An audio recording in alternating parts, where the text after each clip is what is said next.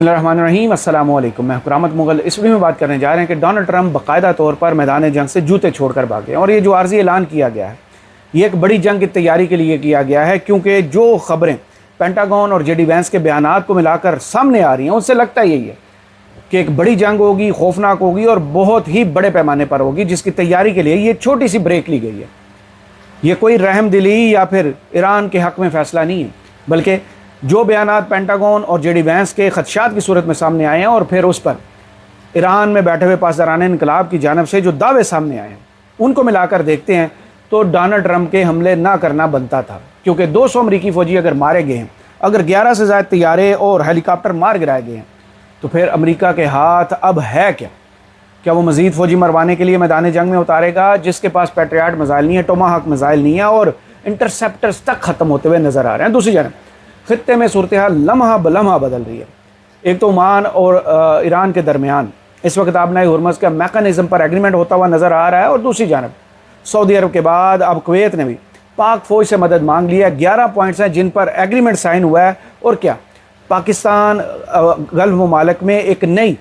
Power के तौर पर, सेफ्टी वाल के तौर पर सामने आ रहा है, या फिर ईरान के सामने पाकिस्तान को खड़ा करने के लिए ये साजिश बुनी जा रही है, क्योंकि अमरीका के होते हुए पाकिस्तान जो है वो इन मुल्कों की हिफाजत पर क्या कुछ कर सकता है और क्या हासिल कर सकता है, और क्या अमरीका इन मुल्कों को खाली कर देगा, इनका डिफेंस छोड़ देगा। सऊदी अरब और कुवैत जो सबसे ज़्यादा इस वक्त हमलों की जद में है, और यमनी हमलों के बाद सऊदी अरब के जिन शहरों पर हमला किया गया है उनकी जो अहमियत है, उसके बाद लगता यही है कि एक बड़ी जंग जो है वो पाकिस्तान के दरवाजे पर भी दस्तक दे रही है। लेकिन ये पाकिस्तान की अस्करी क़यादत का फ़ैसला होगा कि वो इस जंग में कहाँ तक शामिल होना चाहते हैं, या फिर इस जंग को बाहर बैठ कर ही उसका नज़ारा करेंगे। इन सारी खबरों की तफसीलात आपके सामने रखते हैं। अगर आपने चैनल को अभी तक सब्सक्राइब नहीं किया तो कर लीजिए, और जिनके पास चैनल मेंबरशिप और सुपर गिफ्ट्स का ऑप्शन आ रहा है वो इस्तेमाल कीजिए और चैनल को सपोर्ट कीजिए। सबसे पहले बात कर लेते हैं जनाब डोनाल्ड ट्रंप को रात के क्या हुआ। 2 रोज़ से हमले नहीं हुए, हालांकि ऐलान किया गया कि तारीख के सबसे बड़े हमले ईरान पर किए जाएंगे। हमले ना करना, मुशावरत भी मुकम्मल होना और उसके बाद अहकामात जारी ना करना, उसकी वजह जो है वो पेंटागन और जो जेडी वैंस हैं नायब अमरीकी सदर, उनके खदशात के बाद सामने तस्वीर आंखों के मुकम्मल होती हुई नज़र आती है। और उसमें अमरीकी नायब सदर जेडी वैंस और chairman joint chief of staff general dean can ने ईरान के खिलाफ जंग में मज़ीद शिद्दत लाने पर खदशात का इजहार कर दिया। अमरीकी नशरियाती इदारे CNN के मुताबिक ये खदशात जुमे को उस वक्त सामने आए जब सदर डोनाल्ड ट्रंप जंग में शिद्दत लाने के इम्कान पर गौर कर रहे थे। जुमे की रात से अमरीका ने तकरीबन 2 हफ्तों तक मुसलसल जारी रहने वाले फ़ज़ाई हमलों के बाद ईरान पर बमबारी बज़ाहिर रोक दी है। CNN ने ज़राए का हवाला देते हुए कहा है कि जनरल डीन कैन ने ख़ास तौर पर अमरीकी असले के ज़हायर और दीगर मुमकिना मनफी असरात पर तशवीश ज़ाहिर की। एक ज़रिए के मुताबिक जनरल ने ट्रंप को बताया कि अमरीकी फ़ौज ट्रंप के दस्तियाब ऑप्शंस पर अमल कर सकती है और कामयाब भी हो सकती है, ताहम उन्होंने मुमकिना नताइज से ख़बरदार किया। ज़राए ने बताया कि असले के ज़खायर से मुतल्लिक़ खदशात उन कई खदशात में से एक था जो इस इजलास के दौरान सदर ट्रंप के सामने रखा गया। ये वाज़ेह नहीं है कि आया यही खदशात या जंग में शिद्दत के हवाले से इंतबाह और बुनियादी वजूहात थी जिनकी बिना पर अमरीका ने मुसलसल हमलों को रोका, या आया ये वक्फ़ा बरकरार रखा जाएगा या नहीं। अमरीकी मीडिया के मुताबिक अगरचे ट्रंप ने इस हफ्ते ईरान पर बड़े हमले पर गौर करने का इंदिया दिया था, लेकिन ज़राए के मुताबिक उन्होंने निजी तौर पर अपने मुज़ाकरातकारों को हिदायत दी कि वो ईरान से बातचीत जारी रखें। मुतअद्दिद ज़राए ने अमरीकी मीडिया को बताया कि ट्रंप के करीबी हल्के या पेंटागन में चंद लोगों को ये उम्मीद है कि ईरान जंग में शिद्दत लाने से मुतवक्किल नताइज मिल सकते हैं। ये है वो ख़बर जिसके बाद आपको अंदाज़ा होता है कि अमरीका डर भी चुका है और जंग के मैदान से भाग भी चुका है, क्योंकि दूसरी तरफ जो दावा पासदारान इनकलाब की जानिब से आता है वो इंतहाई खौफनाक है। पहले तो रशिया टुडे ने ये पासदारान इनकलाब के हवाले से ख़बर दी थी, और उस दिन भी मैंने जिक्र किया था कि इसमें अभी डाउट है, क्योंकि रशिया टुडे जो है अमेरिका के खिलाफ प्रोपेगेंडा वार में बहुत आ गया मीडिया की कैंपेन से, शायद वो बढ़ा चढ़ा के पेश कर रहा है। लेकिन अब डायरेक्ट पासदारान इनकलाब ने 200 से ज़ायद अमरीकी फ़ौजी मार गिराने का दावा किया है। इस्लामाबादी मफाहमती यादाश्त की खिलाफ वर्जी के बाद से, यानी 9 जुलाई के बाद से ईरानी हमलों में 200 से ज़ायद अमरीकी फ़ौजी हलाक हुए। पासदारान इनकलाब का दावा। ईरानी पासदारान इनकलाब के तर्जुमान जनरल हुसैन मोहिब्बी ने दावा किया है कि इस्लामाबाद मुफाहमती यादाश्त की खिलाफ वर्जी के बाद से ईरान के जवाबी हमलों में 200 से ज़ायद अमरीकी फ़ौजी हलाक हुए हैं, जबकि ज़ख्मी की तादाद इससे कहीं ज़्यादा है। ईरानी खबर एजेंसी को दिए गए इंटरव्यू में जनरल हुसैन मुहिब्बी ने अमरीकी हलाकतों से मुतल्लिक वाशिंगटन के दादोशुमार को सरासर झूठ करार दिया। उन्होंने दावा किया कि ईरानी हमलों में खित्ते में अमरीका के 8 फौजी मराकज़ को निशाना बनाया गया, जबकि एक मकाम पर मौजूद 20 हिफाजती शेल्टर भी तबाह कर दिए गए। आपको याद होगा जो तस्वीर जॉर्डन से आई थी, जो कुवैत से आई थी, जो बहरीन से आई थी और जो सऊदी अरब से आई थी, उनको अगर सैटेलाइट इमेजेस को अभी आप ज़हन में लाएं तो वो जितने हैंगर्स तबाह हुए थे, जितने त्यारे तबाह हुए थे और जितने फ़ौजियों की हलाकत का उस वक्त अमेरिका ने कन्फर्म किया था कि 4 फौजी हलाक हुए हैं, लेकिन उस वक्त भी पासदारान इनकलाब कह रहे थे ये तस्वीर और तबाही के जो मनाजर और धुएं के उठते हुए बादल हमें नज़र आ रहे हैं, उससे लगता है कि सैकड़ों अमरीकी फ़ौजी जो हैं वो हलाक हुए हैं। तो उसके बाद अमेरिका ने यूरोप में मौजूद अपने ममालिक, अपने हलीफों से ये कह दिया था कि भाई ये जो सैटेलाइट इमेजेस हैं ये आप जारी ना करें जब तक हम आपको इजाज़त ना दें। लेकिन उनको क्या आइडिया कि ईरान के पास आसमान में लगी हुई आंख जो है वो रूस की हो या चीन की, मुसलसल वो तस्वीर और विजुअल्स जारी किए जा रहे हैं जिससे दुनिया पर उनकी बहादुरी की कहानियाँ जो है वो सरेआम हो रही हैं और सब ईरान की इस कामयाबी को सेलिब्रेट भी करते हैं। दूसरी जानब जनरल मुहिब्बी ने कहा कि अमरीकी हुकूमत को सहाफ़ियों को तबाह होने वाले अमरीकी फ़ौजी मराकज़ का दौरा कराना चाहिए ताकि वो खुद अंदाज़ा लगा सके कि कितने अमरीकी फ़ौजी मारे गए हैं।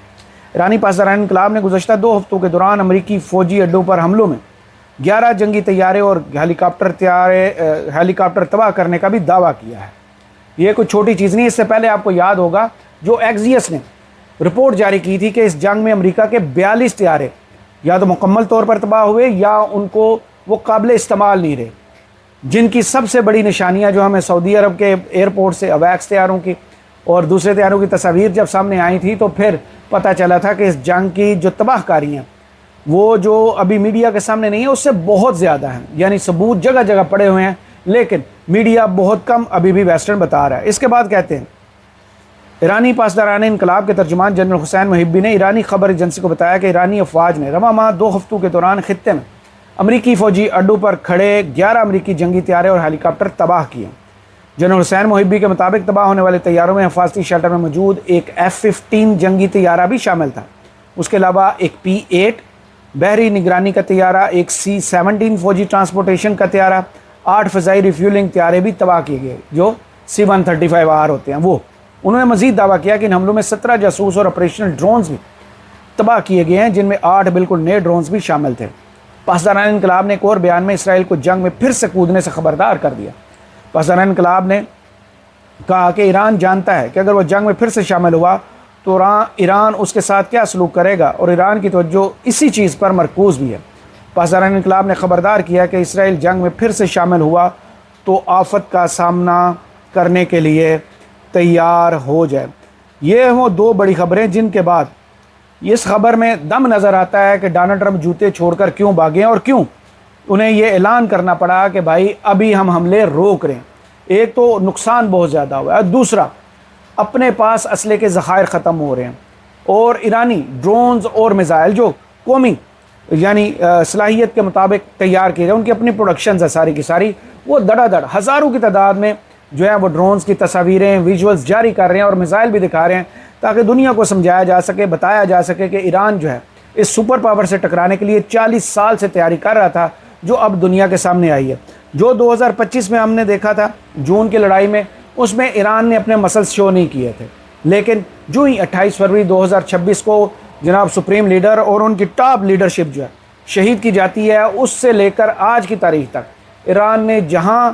जैसे कामयाबी से हमले किए और अपने टारगेट्स को अचीव किया है वो दुनिया की फ़ौजी तारीख में पहली मरतबा है। और ये फॉर्मेट भी ईरान ने अब दुनिया के सामने सेट कर दिया है कि जंग लड़नी हो तो ऐसी कुछ खबरें आपके सामने रखते हैं और उसके बाद चलते हैं कुवैत में 11 पॉइंट पर पाकिस्तान और कुवैत के दरमियान जो फ़ौजी एग्रीमेंट हुआ है उसका असर क्या होगा, उसमें लिखा हुआ क्या है और पाकिस्तान को हासिल क्या होगा। आपने हुर्मुज़ में पासदारान इनकलाब की जहाज़ों पर फायरिंग, मुतअद्दिद जहाज़ों को सफ़र से रोक दिया गया। 6 जहाज़ों पर इस वक्त इतलात हैं कि उन्होंने बग़ैर इजाज़त के गुजरने की कोशिश की है और उन पर पासदारान के गार्ड्स ने फायरिंग किया, जिसके बाद नुकसान तो कोई नहीं हुआ लेकिन वार्निंग शॉट्स जारी किए गए हैं, जिसके बाद वो रुक गए हैं और उन्होंने पीछे हटने का फ़ैसला किया। इसके बाद अमेरिका ईरान को कमज़ोर करने और बनाए हुर्मुज़ में अपने अहदाफ हासिल करने में नाकाम रहा है ईरानी फ़ौज ने कि जनाब तर्जुमान जो है अबुल फजल शिकारजी, उन्होंने दुनिया को बताया उसके बाद जनाब आपने हुर्मस से मतलब ईरान और ओमान के दरमियान मुज़ाकरात में पेशरफ्त हुई है। ये बड़ी ख़बर है क्योंकि यूरोप जो है वो काफ़ी अरसे से दावा कर रहा था कि ओमान के जब सुल्तान फ्रांस के दौरे पर गए हैं और उसके बाद यही खबरें आई थी कि ये जो ओमान है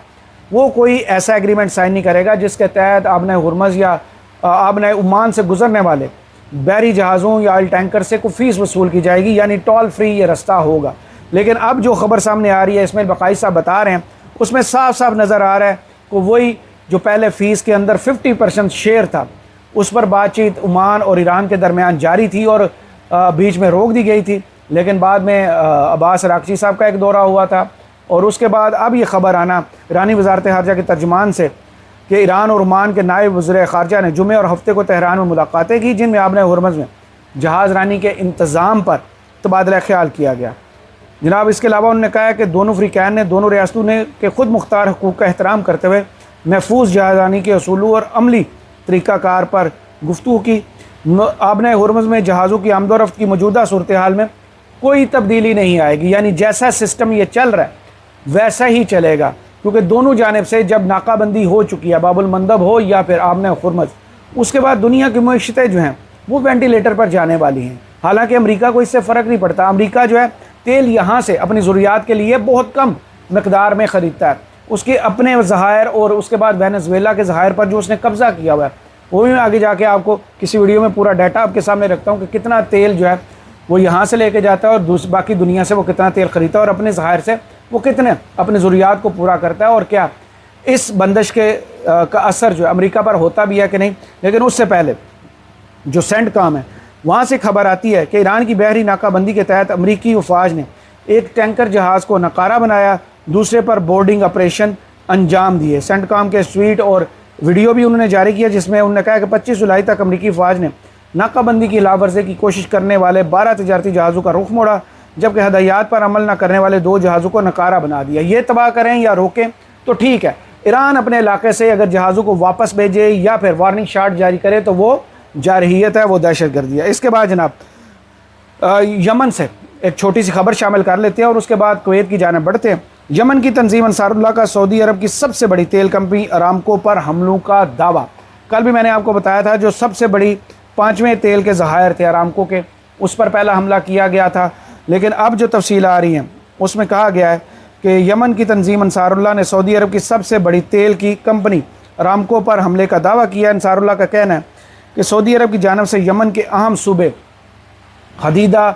बंदरगाह और कुमरान जजीरे पर फ़ज़ाई हमले किए गए थे, जिसका इंतकाम जज़ान और यम्बा शहर में कायम अरामको तेल तनसीबात पर 2 हमलों से लिया गया है। यानी वहाँ पर भी इस वक्त जंग जारी है, 2 महाज खुल चुके हैं और अब देखना ही है कि आगे क्या होता है। इसके बाद जनाब ईरान का सऊदी अरब यमन कशीदगी पर इज़हार तशवीश तनाज़े के हल के लिए मुज़ाकरात की ज़रूरत पर ज़ोर दिया है। ये भी इस्माइल बकाई साहब की जानिब से एक बयान जारी किया गया है कि भाई ब्रेक ले लें, रुक जाएँ, ये जंग ना लड़ें।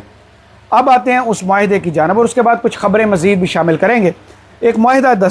आज साइन होता है कुवैत और पाकिस्तान के दरमियान और इसमें 11 पॉइंट्स जो हैं वो लिखे हुए हैं, जिनमें से कुछ पॉइंट्स मैं आपके सामने रख दूंगा क्योंकि बड़ा लंबा चौड़ा ये एग्रीमेंट है। इससे पहले पाकिस्तान ने 60 साल की मेहनत के बाद सऊदी अरब और पाकिस्तान के दरमियान 17 सितंबर 2025 को रियाद में मुश्तरका फ़ौजी मुआहिदा हुआ था, जिसके तहत अगर सऊदीया पर हमला होगा तो पाकिस्तान उसे अपने ऊपर हमला तसव्वुर करेगा। लेकिन तनकीद और जितने भी इस पर हो सकती है एग्रीमेंट पर, वो अलग चीज़ है, क्योंकि पाकिस्तान में जो इस वक्त हालात हैं, सऊदी अरब की जानिब से कभी भी ऐसा फील नहीं किया गया कि पाकिस्तान पर होने वाले दहशतगर्दों के हमले या भारत की जानिब से किए गए हमले उन पर तसव्वुर हुए थे। ये बात अलग कर लेते हैं। लेकिन अभी जो नया एग्रीमेंट हुआ है उस पर खदशात क्या हैं। एक तो क्या गल्फ ममालिक ने पाकिस्तान को नई सिक्योरिटी वाल इस वक्त तस्लीम कर लिया कि पाक फ़ौज ही वो फ़ौज है जो उनकी हिफाजत कर सकती है, क्योंकि अमेरिका उनकी हिफाजत करने में नाकाम हुआ है और उनकी तबाही का ज़िम्मेदार भी अमेरिका है। ईरान का वन लाइनर एजेंडा है कि जहाँ जहाँ से उन पर हमले होंगे वो वापस अपने दिफा के हक़ को महफूज रखते हुए जवाबी हमला करेंगे। और यही हमने देखा, जितने भी अरब ममालिक में अमरीकी फ़ौजी अड्डे हैं उनको वो अरब सरजमीन तस्लीम नहीं करते और जवाबन वहाँ पर इतने प्रिसाइज और इतने एक्यूरेट हमले करते हैं कि अमरीकी फ़ौज जो है वहाँ से अड्डे खाली करने पर मजबूर हो रही है। लेकिन दूसरी जानब मुतज़ाद ख़बरें भी हैं कि एक बड़ी फ़ौज जो है वो मशरिक़ वस्ता और इस वक्त इसराइल में जमा भी की जा रही है। जो माहिदा इस वक्त सामने आता है उसमें लिखा हुआ है कि Kuwait approves decree law number 70 of 2026 operation agreement with Pakistan covers military training exercises, intelligence sharing, scientific collaboration and export exchange. Joint military committee will coordinate cooperation framework not like mutual Saudi based on the agreement. However, it would defence agreement हुआ है post वार, यानी इस जंग के बाद ये हमी मुआहदे की अभी कुछ पॉइंट्स पर, लेकिन जिससे लगता है यही है कि जैसे सऊदी एग्रीमेंट उस जैसे वहां पर अगर हमला होता है तो पाकिस्तान पर हमला भी सब्र किया जाएगा। मेरे ख्याल में इजाजत दीजिए, वीडियो तो चलेगी मुकम्मल तफसीलात के साथ हाजिर होते हैं। इजाजत दीजिए, अल्लाह हाफिज।